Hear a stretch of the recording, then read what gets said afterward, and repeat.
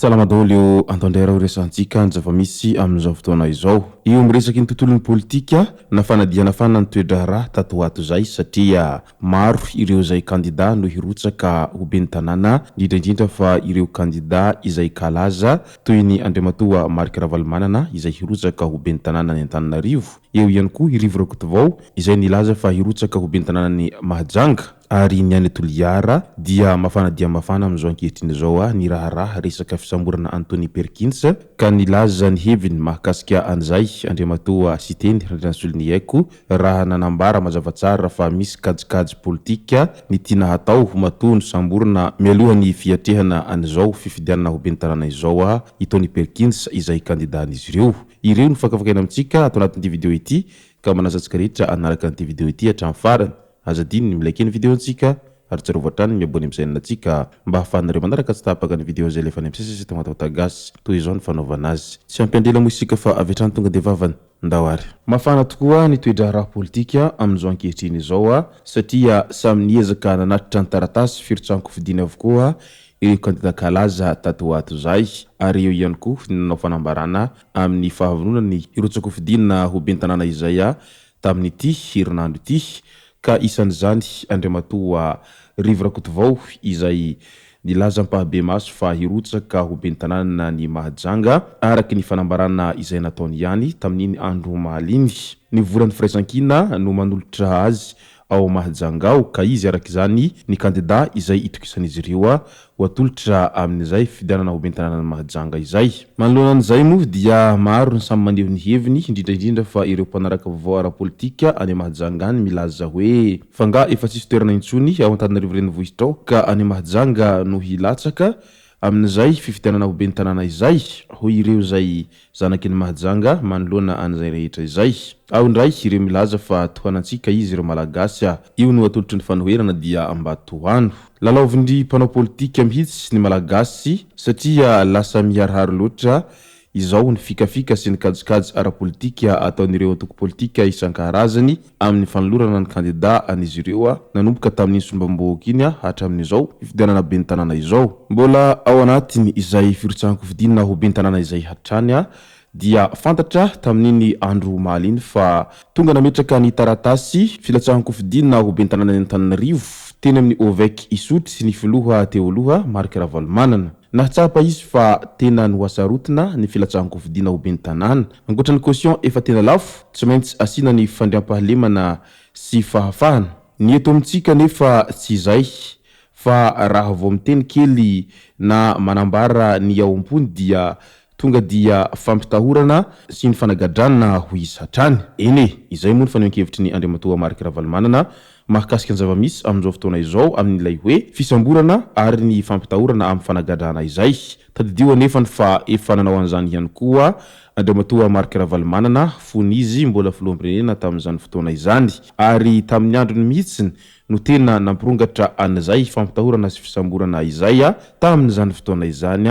ka izao izy mitsikera any zava-misy indray amin'izao fotoana izao ka tokony efa nampihariny ihany an'izay fahafahana miteny sy fahafahana izay tamin'izany fotoana izay nitondrany izay fa tsy teriterena ny olona rehefa haneho ny heviny. Na de eo zay fanehoan-kevitry ny Andriamatoa Marc Ravalomanana izay dia tena hita fa vonina dia vonina tokoa ny lehilahy amin'izao firotsanko fidina ho ben'ny tanàna ny Antananarivo izao ary miandrandra fandresena moa raha ny fahitana ny firesany sy ireo rehetra izay miara-dalana amin'ny hatrany. Any Toliara indray amin'izao fotoana izao dia tena mafana tokoa ny toetra raha mahakasika ny fisamborana ny kandida izay ho atolotry ny vovonan'ny firaisankina ao Atoliara ao izay deuxième liste ny andriamatoa Siteny Randrianasolon'ny Aiko tamin'ny fifidianana solombavambahoaka farany teo moa ity samborana ao Atoliara ity tsy iza moa izany fa i Tony Perkins izay kandida mety ho atolotry izy ireo amin'ity fifidianana ben'ny tanàna ity. Ka fantatra fa nosamborana i Tony Perkins ary tsy hita ny tena misy azy mandraky ty androany. Ka naneho hevitra mahakasika an'izay andriamatoa Siteny izay tonga any Atoliara amin'izao fotoana izao nilaza mazava tsara ny tenany fa misy fanakanana sy kajikajy politika atao amin'ireo kandida hilatsaka ben'ny tanàna sy ny mpanolontsaina ho hiatrany ny tenany. Mission impossible ho izy ny hamoahan'ireo centre fiscaux ny taratasin-ketra ho an'olona mahery ny efatralina kanefa nanomboka tamin'ny 5 septambra vao nanomboka namoaka izany ny tompona andraikitra. Misy amin'ireo kandida ihany koa notakina volabe vao mahazo ny taratasin-ketra ho hiatrany ity farany kanefa ny olona sy ny firenena dia efa samy sahirana. Vokatra izany dia manahy mafy ny tenanay fa hisy commune 10 na 100 tsisy ben'ny tanàna amin'ity taona ity raha toa ka tsy miova izao paikady izao ho izy hatrany. No amafisiny ihany koa eo amin'izay raharaha fisamborana Anthony Perkins izay fa nahoana no zanakay no atao tahaka an'izao, nahoana no ao alohany firotsahan-kofidiny ho ben'ny tanàna no isamborana azy nefa dia fantatra mazava tsara fa tsy maintsy ho izy no kandida izay ho atolotray aty Atoliara ho izy hatrany. Ka mila fanazavana mahakasika ny antony izay tena isamborana Anthony Perkins izay Siteny Randrianasolon'ny Aiko sy ireo voaka Atoliara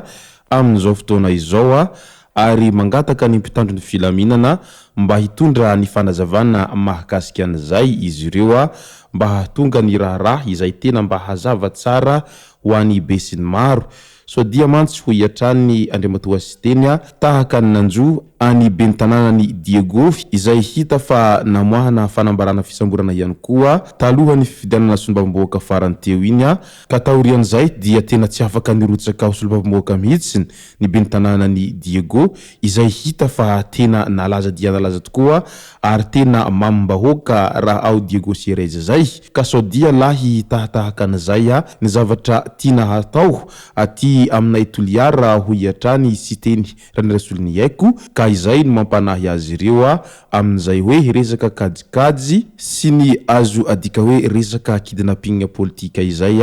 mba ho fanakatsakanana anireo tanora izay tena vonona sy mafana fo amin'ny resaka politika izay hirotsaka ho ben'ny tanàna amin'ity taona ity. Ka izay ny tokony tadiavam-baholana ho hiatrany Siteny fa tsy mety ny tahaka an'izao fa tena manimba ny kajikajy ara-politika izay ho an'ireo tanora kely vao mianatra izay resaka politika izay ho izy hatrany. Izay sy zay moa no masaka azona roso tao anatin'ity video ity tomboko lasy tomboko vavy misaotra antsika rehetra nanaraka an'ity video ity hatramin'ny farany. Azadino ny milaiky ny video antsika ary tsarovatrany ny miabone amin'ny chaîne antsika mba ahafahanareo manaraka tsy tapaka ny video zay lefa any amin'ny sisy tagmatagatagasy tomboko lasy tomboko vavy mankasitraka dia mirary soa.